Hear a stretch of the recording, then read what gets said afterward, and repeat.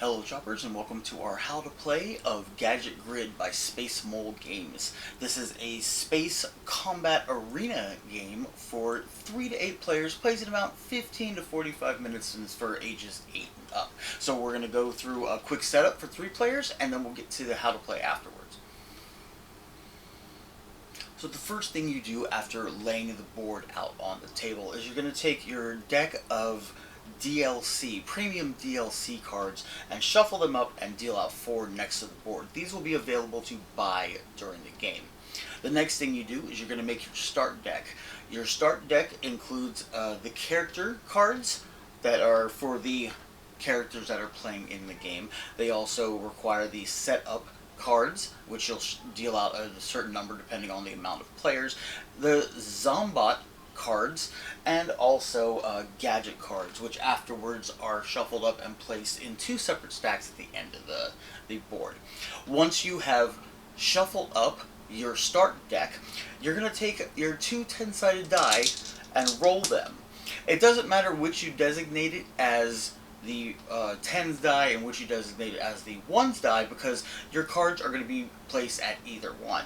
You can see, like when I roll here, I've got a 7 and a 9, so one card from the start deck would be placed at 79 right here, while the other card would be placed at 97 right here. And there are lines on the board that go diagonal from each number. So anytime you're placing stuff like that, you're going to roll the dice once and then place them on the board. Once you are done placing all of the start cards, you're going to replace the Zombot cards with a Zombot token for each one. And for all the player cards, we're going to replace with the player token. Let's see, this one is this gentleman right here, Myron. And you will place 3 of the living gizmos on top of each character. This is how you keep track of your life during the game. Now, during this setup and also during the game, if you were ever to place a card on an environment card, you don't place your character, your attack, or whatever on the environment card. You place it at an adjacent space, not diagonal, adjacent orthogonally. After everything is set up, you go ahead and have the players take a look at where their character cards is. We'll take a look at this one right here. If it is less than 2 spaces away from a Zombart card, they get to draw a card from the gadget deck. So the goal of the game is to be the last character standing at having at least one of these life gizmos on top of your character. Now, there are ways to come back after you've lost all your life gizmos, but that's the main goal of the game, is to be the last character standing with at least one of the life gizmos. Once you've decided who goes first, you'll be able to start the living turn order. There are 4 phases in the living turn order. They are the generation phase, the action phase, the movement phase, and the attack phase. The generation phase is relatively easy. So you would take the die, just like you did before, and you would see the coordinates. Here we have 2 and 8, so 28 and 82, and you would place 2 gadget cards, 1 in each one of those spots on the board. Then it moves to the action phase.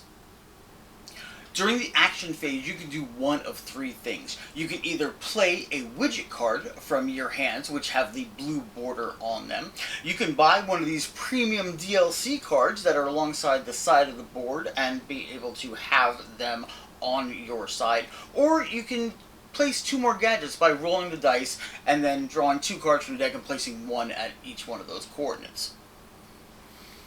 During the movement phase, movement is very, very simple. You move 3 squares and you are allowed to move diagonally. If you pass over any equipment cards, such as the grappler here, you can immediately place it in front of you and take its effect right away. If you happen to pass over any zombots, zomboids, or zomboys, you take 1 damage and remove 1 of the life gizmos from the top of your character. The last phase is the attack phase. Now, during the attack phase, you can play 1 attack card from your hand, or you can choose to move any of the zombs on the board 2 spaces. Now, those 2 spaces, they can't be where it's like, okay, I'm going to move this way and then move the zomb back. It can't double back. But all environmental hazards are applied to the zombies that you choose to move. If you do an attack, your attack does 1 damage, and the target of your attack must be within line of sight from you. Now, what happens if you lose all 3 of your life gizmos on your character? If that happens, the grid brings you back to life as a zomboid, and you have a zomboid turn for your character. Now, when you become a zomboid, you have to place all of your gadget cards that you have in your hand on the board. You are not able to use them. Also, any equipment that you have that is equipped to your character stays equipped, but you will not be able to use their benefits. Although, any premium DLC cards that you've earned or bought during the game, you keep those face up in front of you, and you will be able to take advantage of their effects. Now, it should be noted that as a zomboid, you are immune to all attacks and damage. But you still get to do stuff on your turn just as if you were a regular character. You get a generation phase, you get an action phase, and you get a movement phase, but you do not get an attack phase. Now, during your generation phase, it plays exactly as the same as if you're a character. You roll the 2 dice, and you place 2 gadget cards on the board.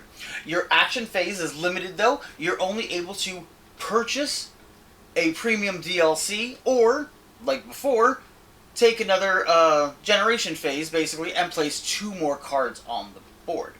Now, during the movement phase, you are allowed to move 3 squares, but you cannot move diagonal. And also, any gadget cards that you pass over on the board, you are not able to collect them.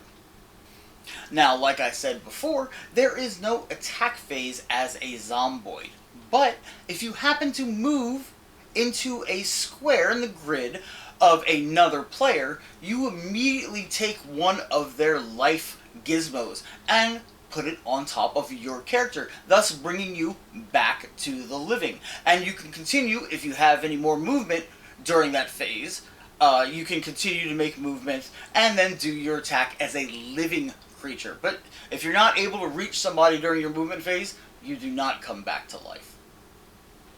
Now, the premium DLC cards are really great, but sometimes they're a little bit hard to accomplish. We can look at this laser shovel right here, where it says bind for only any axe, plus any widget, plus any equipment.